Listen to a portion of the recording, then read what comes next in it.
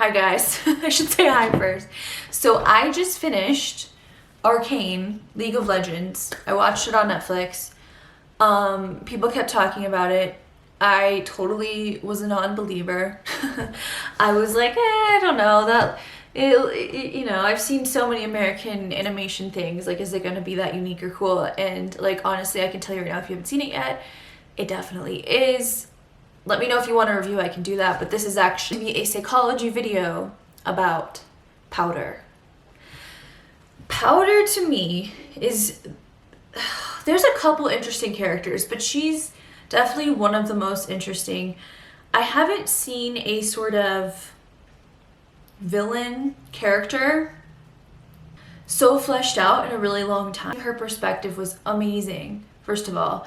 Oh, also, disclaimer that I might use some psychology terms, etc. in here, but I am not a psychologist or a therapist, so please contact your therapist if you have any issues you want to talk to them about.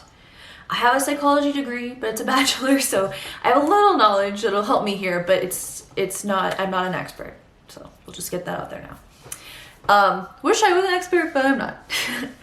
So anyways, Powder is so cute as a little kid, just like following her sister around. Likes inventing things, very innovative, creative, adorable kid.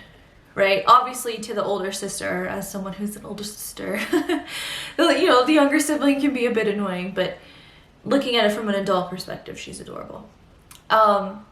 Anyways, what I think is interesting about Powder, and they do kind of cover this, spoilers by the way, huge spoilers for the whole season.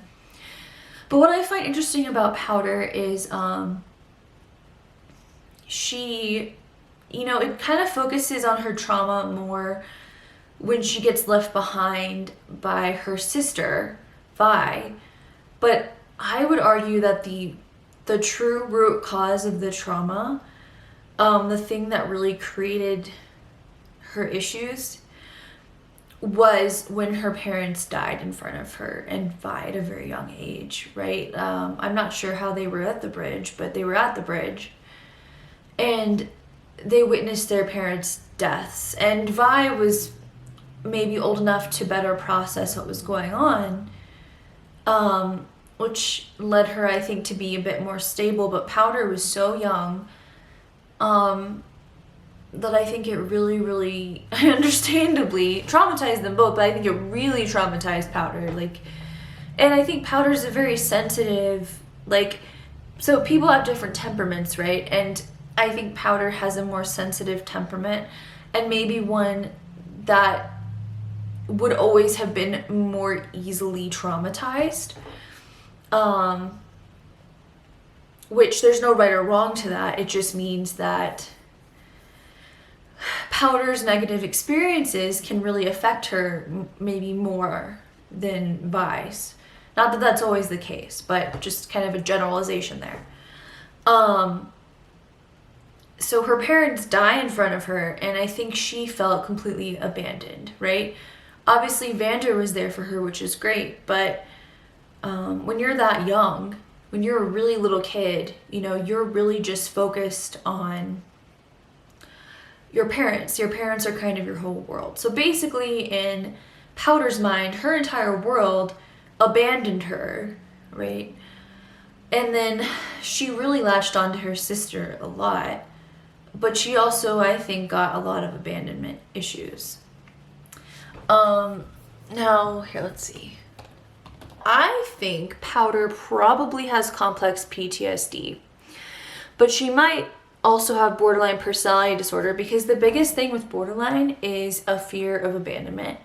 And also, there are so many examples in the show of things that I would say are borderline, she'll talk to Vi, right? And Vi's with her girlfriend. I can't remember her name. I keep thinking Cupcake, and that's not her name. Is it Christina? It was something like that. So Vi's with her girlfriend, and Powder, here's Vi. Vi says one thing. So she says, "Hey, Powder, I'm there for you." And then Powder hears that, but her brain goes, "No, I don't think that's true. I can't trust that." because she's basically gotten this root belief, which I think is a big part of borderline, is this root belief that people will always leave you. So she has this root belief that no, this is too good to be true. People have always left. It's like a defense mechanism. So, I'm going to keep my walls really high, and, I can't believe anything they're saying. Another part of borderline can be having sort of like almost delusions when it comes to other people. So in terms of what they want. So you always sort of see, like, imagine negatives, and you have a very low self-esteem. So something people don't really realize is something like narcissism is excessive self-esteem, but borderline is sort of excessive low self-esteem and also just not really knowing who you are. So Powder was at this point in time where maybe she was starting to figure out her personality, her passions, all that sort of good stuff. And, something really traumatic happened and basically destroyed her entire worldview, probably. And all of that. So that would be very traumatic for anyone. Now, in terms of complex PTSD, a couple things I see. One of them, reliving the trauma through flashbacks. We definitely see that, though she kind of creates also the flashbacks when she creates the figures. But you see that throughout the entire show for sure. I would say a loss of trust and self for others is definitely something Powder has. I mean, like I was saying, she doesn't trust Vi. She doesn't really trust anyone. Another symptom, negative self-view, emotional regulation difficulties. Now, this is one that can be also found in borderline, but it's also in complex PTSD. So definitely has dysregulation. I mean, she basically gets really upset. We see her too, even as a very little kid, when the second trauma happens, when Vi leaves her, she feels like Vi leaves her. She basically screams, right? She gets really, really upset, understandably so. But she kind of like loses her emotional stability. And you just see that keep going throughout the show. I mean, and very also impulsive, right? Like she will shoot things before thinking about it, that kind of a thing. But she's still very sensitive to other people. Like, she cares. Emotional regulation difficulties, yes. Problems with relationships, I mean, you can see that clearly. Between her not being able to trust Silco and not being able to trust Vi, it's pretty clear she has the trust issues and just an unstable outlook on relationships in general, and just the idea that people are always going to leave her. Like we were saying, losing memories of trauma or reliving them, she definitely has that. This is a good one. Difficulty regulating emotions that often manifest as rage. Yeah. I mean, we see her, get really upset and basically kill people in a murderous rage because she feels abandoned or she's reminded of the trauma from the past. It really is a sad story when it comes to Powder and Jinx, and I think that's why I found it so appealing and interesting is her story is one of a tragedy, and yet she's still, if you look at the story, right, and let's say they told it in a different way, like if you didn't see her backstory, you would just probably see Powder or Jinx as a villain, like kind of a Harley Quinn kind of a villain, right? But I think the show does a good job of showing what I think happens to a lot of these villainous characters, which is just they've been burned, there's trauma, and they never learned how to process that or how to deal with these issues in a healthy way. So instead of going for a walk, Powder or Jinx is murdering people basically for Silco. And that's another thing, is she'll basically do whatever Silco wants through a lot of the story, because Silco is the one person she worries about abandoning her / she hopes won't abandon her. But I think in her mind, it's just so easy for her to assume it's going to happen. Like when the police are talking to Silco and she's standing behind the statue. she doesn't even give him a chance. She doesn't question him. She doesn't follow him to see his actions, nothing. She just assumes the absolute worst. So I can't help but feel for Powder or Jinx in that situation. The depression. Does she show signs of depression? Kind of. I mean, she's alone in her room a lot, which I know it doesn't really necessarily mean depression. Lots of people are alone in their room a lot who are introverts. And just normal people. But she does not seem very motivated to really, I don't know, get out into the world. She is motivated to make her bomb things, which is interesting because that was one of the last things Vi talked to her about, was like, hey, you know, you have value, you know, you might not be as good at fighting, but you're great at creating stuff. And I think that really stuck with Powder or Jinx, whether she really realizes it or not. So she definitely still kind of has that little passion, and I think that sort of was her way of staying connected with her sister as well. Feeling different from others, I'd say yes. Detached from herself, yes. Ashamed, guilty. It seems like she does, though I don't know if the story really confirmed that.